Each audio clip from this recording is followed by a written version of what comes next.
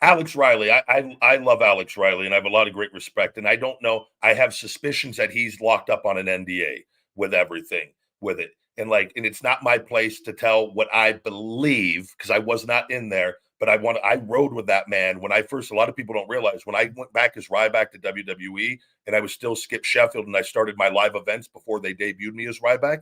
Alex Riley, and you can go back and all you little fucking people out there that like to check the facts can go look at my fucking first matches back in WWE on that, who I wrestled. Who do you think it was?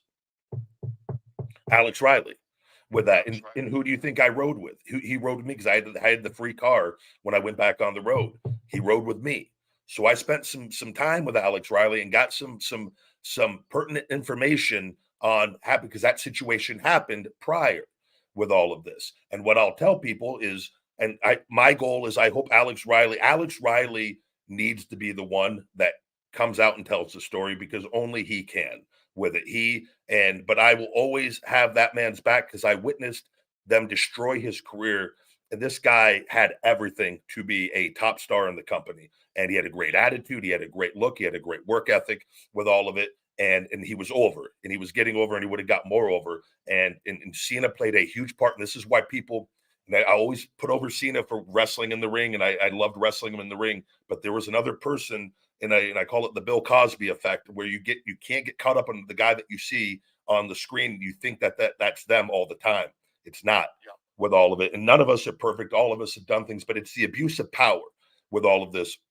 And from what I know, and from what people talked about with this, is Cena and people back in the Cena, and this is he would have people on his bus occasionally with things because Cena has his tour bus when he was up there, and this is from information that I'd got from Alex, and Cena had taken a liking to Alex and had him on his bus after the shows, and then that was and I don't know how long, if that went on for a week or for 2 weeks, and from what I was told and what I know is probably not what happened. I'm going to tell you without telling you and let you guys form a conclusion. And hopefully we could, like Alex at the right time, if he's under an NDA, he never can, but people can look into this because it's an abuse of power, is that there was a lot of drinking going on.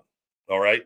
That was what this is. And this was from Alex to me, is that there was a lot of drinking going on with it. And eventually it was Alex didn't want to drink anymore. This is just some of the things. And then, so I'm going to ask you this as a grown man. So Alex didn't want to drink anymore with John. And it said, I can't be doing this. I'm missing workouts. And there was heavy drinking, supposedly. And Alex then told John he didn't want to do it anymore.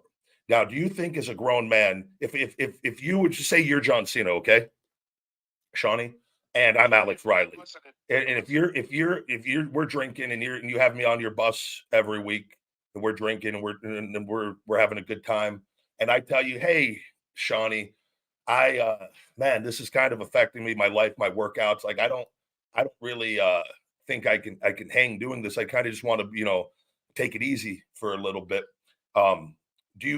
Would you probably, as a friend or a good human being, you'd probably be like, oh, I understand, man. You don't have to drink, like, right? 100%. Yeah. Drinking with you to help you.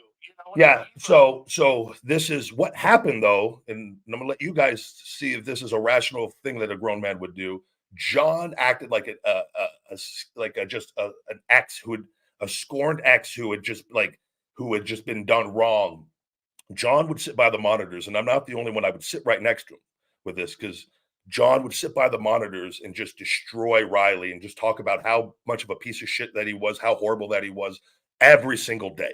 All of us, me, Usos, everybody would just look at each other like, what the fuck is wrong with this guy with all of this?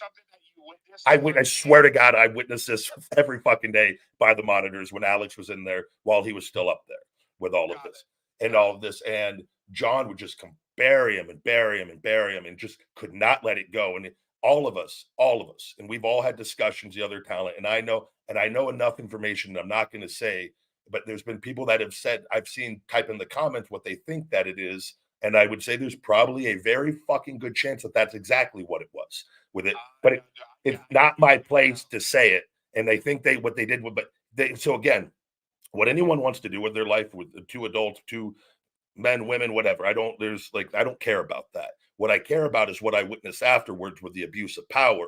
And then is how you treat people, and then them destroying that fucking individual's entire career with this. And he had addictions to things after, like, now that this is how I know, because I see how like, oh, this fucking guy that had everything, that kind of shit will fuck you up forever with that.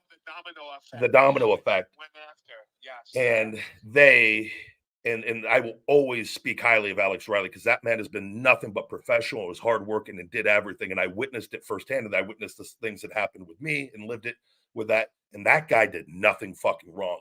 And they fucked with him. And then they put him down in NXT. And the guy had no business going back down. And what I believe, and this is again just what I believe, is I believe they finally either convinced him or got him to sign an NDA. And then they fucking got rid of him. And they fired him. And it, like, his life was never the same again. And that man did nothing wrong with it. But like, this is the abuse of power from Cena. Like, hey, you got to come drink on my bus with that. And the drinking was, I do believe the drinking was going on, but there was more than drinking that either happened or was asked to happen. And Alex declined. And then they fucking, and if that story comes out, that alone will fucking destroy John. And it will fucking, because people are going to see the real John Cena with it. But that comes, why does John, this is just common sense. Have you seen John? He was on Howard Stern recently. John and that weird fucking relationship that how he talks about Vince. Did you witness that? Yeah, so he's been all over. He was on First Take a Yeah. couple days ago. Yes, I saw. I didn't see the Howard Stern interview yet, but I've heard him talk about Vince, and he always says he's like a father figure to him. Yeah, and it's the weird. I love him. Why didn't Vince? We know Vince's mindset and behavior, right? So there's a weird, and that behavior gets for people that get close with him.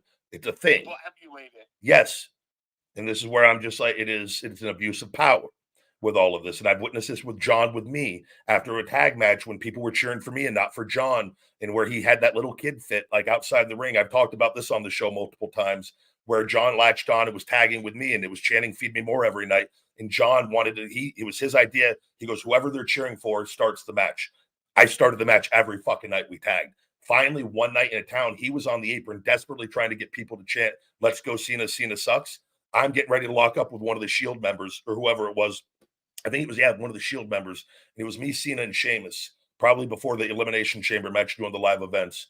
And Cena jumps in the ring right before we're getting ready to lock up. I'm talking, we are getting ready to fucking eyes locked. We're getting ready to lock up. He dives in the ring. Get the fuck out of the ring. Get the fuck out of the ring. He got them to stop chanting "Feed me more," and they started chanting "Let's go Cena, Cena sucks."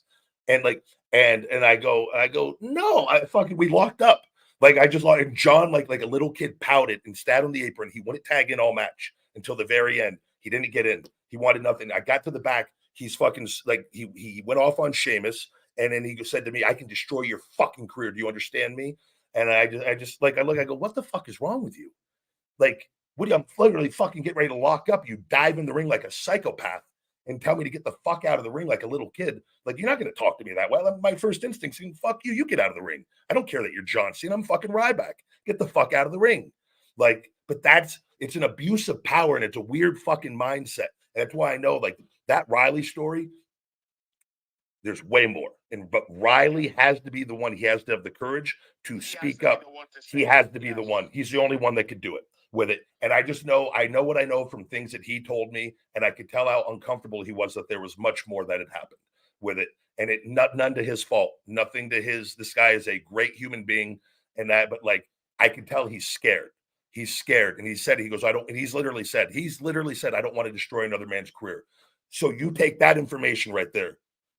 Clearly, he's telling you the information that he has will destroy John Cena's career. Yeah. You know what's funny, big guy? I always think about use your brains, guys.